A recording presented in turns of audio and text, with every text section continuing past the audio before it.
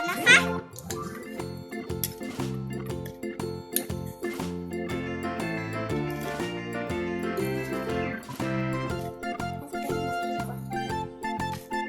ใส่น้ำมะนาวค่ะก็จะบีบน้ำ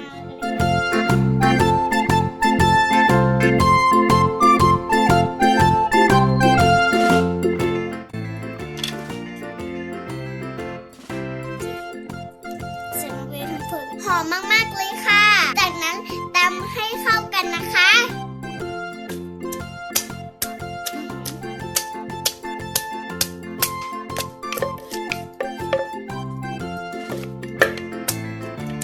นี่นะคะจากนั้นตามด้วยกุ้งแห้งค่ะจากนั้นตามด้วยกุ้งแห้งค่ะ3 ช้อนนะคะ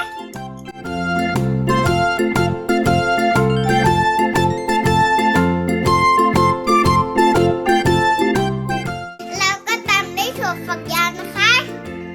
เราก็จะเทกันเลยค่ะแล้วก็ถั่วลิสงค่ะ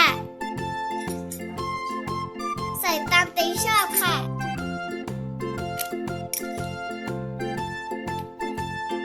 จากนั้นตำให้เข้ากันค่ะ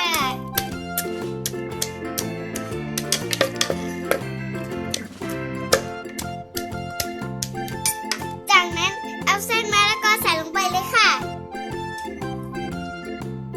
ใส่กินเต็มเลยนะคะเพื่อนๆโอ้ยจากนั้นแล้วก็คลุกให้เข้ากันนะคะ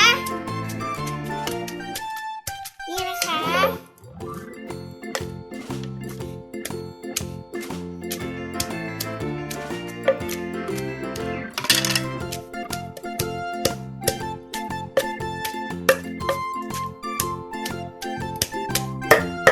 เรียบร้อยแล้วค่ะ